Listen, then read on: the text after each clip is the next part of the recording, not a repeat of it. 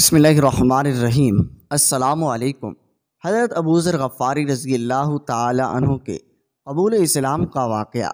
حضرت ابوذر غفاری رضی اللہ تعالی عنہ مشہور صحابی ہیں جو بعد میں بڑے زاہدوں میں اور بڑے علماء سے ہوئے۔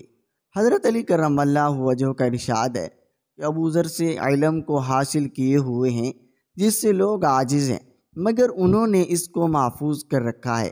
جب ان کو حضور صلی اللہ علیہ وسلم کی نبوت کی پہلی خبر پہنچی تو انہوں نے اپنے بھائی کو حالات کی حقیق کے واسطے مکہ بھیجا۔ جو شخص یہ دعویٰ کرتا ہے کہ میرے پاس وحی آتی ہے اور آسمان کی خبریں آتی ہیں، اس کے حالات معلوم کریں اور اس کے کلام کو غور سے سنیں۔ وہ مکہ آئے اور حالات معلوم کرنے کے بعد اپنے بھائی سے جا کر کہا، میں نے ان کو اچھی عادتوں اور عمدہ اخلاق کا حکم کرتے ہوئے دیکھا اور ایک ایسا کلام سنا جو نہ شعر ہے نہ کاہنوں کا کلام ہے۔ ابوذر کی اس مجمل بات سے تشفی نہ ہوئی تو خود سامان سفر باندھا اور مکہ پہنچے اور سیدھے مسجد حرام میں گئے۔ حضور صلی اللہ علیہ وسلم کو پہچانتے نہیں تھے اور کسی سے پوچھنا مصلحت کے خلاف سمجھا۔ شام تک اسی حال میں رہے۔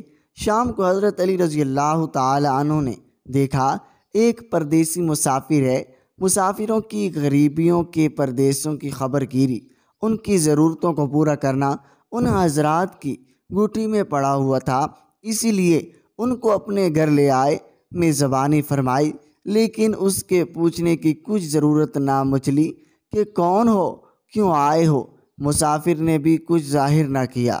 صبح کو پھر مسجد میں آ گئے اور دن بھر اسی حال میں گزارا۔ خود کو پتہ نہ چلا اور دریافت کسی ہے کیا نہیں، غالباً اس کی وجہ یہ ہوگی حضور صلی اللہ علیہ وسلم کے ساتھ دشمنی کے قصے بہت مشہور تھے۔ آپ کو اور آپ کے ملنے والوں کو ہر طرح کی تکلیفیں دی جاتی تھیں۔ ان کو خیال ہوا کہ صحیح حال معلوم نہیں ہوگا اور بدگمانی کی وجہ سے مفت کی تکلیف علیحدہ رہی۔ دوسرے دن شام کو بھی حضرت علی رضی اللہ تعالیٰ عنہ کو خیال ہوا کہ پردیسی مسافر ہے، بظاہر جس غرض کے لیے آیا ہے وہ پوری نہیں ہوئی، اسی لیے پھر اپنے گھر لے گئے اور رات کو کھانا کھلایا، سلایا، مگر پوچھنے کی اس رات کو بھی نوبت نہ آئی۔ تیسری رات کو یہی پھر صورت ہوئی تو حضرت علی رضی اللہ تعالیٰ عنہ نے کیا فرمایا کہ تم کس کام سے آئے ہو، کیا غرض ہے؟ تو حضرت ابوذر غفاری رضی اللہ تعالیٰ عنہ نے پہلے ان کو قسم اور عہد و پیمان دیے اس بات کی کہ وہ صحیح بتائیں، اس کے بعد اپنی غرض بتائی۔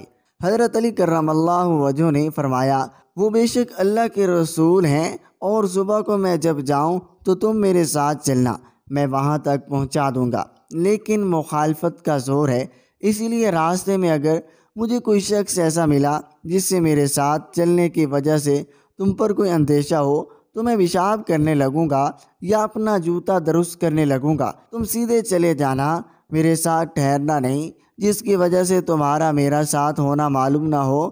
چنانچہ صبح کو حضرت علی کرم اللہ وجہہ کے پیچھے پیچھے حضور اقدس صلی اللہ علیہ وسلم کی خدمت میں پہنچے۔ وہاں جا کر بات چیت ہوئی، اسی وقت مسلمان ہو گئے۔ حضور اقدس صلی اللہ علیہ وسلم نے ان کی تکلیف کے خیال سے فرمایا، اپنے اسلام کو ابھی ظاہر نہ کرنا، چپکے سے اپنی قوم میں چلے جاؤ، جب ہمارا غلبہ ہو جائے اس وقت چلے آنا۔ انہوں نے عرض کیا، یا رسول اللہ، اس ذات کی قسم جس کے قبض قدرت میں میری جان ہے، اس کلمہ توحید کو ان بے ایمانوں کے پیٹ جلا کر پڑھوں گا۔ چنانچہ اسی وقت مسجد حرام میں تشریف لے گئے اور بلند آواز سے اشہد ان لا الہ الا اللہ واشہد ان محمدًا عبدہ ورسولہ پھر پڑھا۔ کیا تھا، چاروں طرف سے لوگ اٹھے اور اس قدر مارا، زخمی کر دیا، مرنے کے قریب ہو گئے۔ حضور صلی اللہ علیہ وسلم کے چچا حضرت عباس، جو کہ اس وقت تک مسلمان بھی نہیں ہوئے تھے، ان کے اوپر بچانے کے لیے لپٹ گئے اور لوگوں سے کہا، کیا ظلم کرتے ہو؟ یہ شخص قبیلہ غفار کا ہے، یہ قبیلہ ملک شام کے راستے میں پڑتا ہے، تمہاری تجارت وغیرہ سب ملک شام کے ساتھ ہے، اگر یہ مر گیا تو شام کا آنا جانا بند ہو جائے گا، اس پر ان لوگوں کو بھی خیال ہوا ملک شام سے ساری ضرورتیں پوری ہوتی ہیں، وہاں کا راستہ بند ہو جانا مصیبت ہے، اسی لیے ان کو چھوڑ دیا۔ دوسرے دن پھر اسی طرح انہوں نے جا کر بلند آواز سے کلمہ پڑھا۔ لوگ اس کلمے کو سننے کے تاب نہ لا سکتے تھے، اسی لیے ان پر ٹوٹ پڑے۔ دوسرے دن بھی حضرت عباس نے اسی طرح ان کو سمجھا کر ہٹایا کہ تمہاری تجارت کا راستہ بند ہو جائے گا۔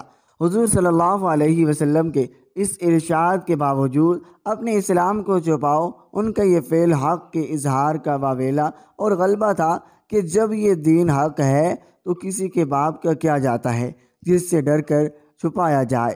حضور صلی اللہ علیہ وسلم کا منع فرمانا شفقت کی وجہ سے تھا، ممکن ہے تکلیف کا تحمل نہ ہو، ورنہ حضور صلی اللہ علیہ وسلم کے حکم کے خلاف صحابہ کی یہ مجال ہی نہ تھی کہ چونکہ حضور اقدس صلی اللہ علیہ وسلم خود اسلام پلانے میں ہر قسم کی تکلیف اور برداشت فرما رہے تھے، اس لیے حضرت ابو ذر غفاری نے سہولت پر عمل کی بجائے حضور اکرم صلی اللہ علیہ وسلم کی اتباع کو ترجیح دی۔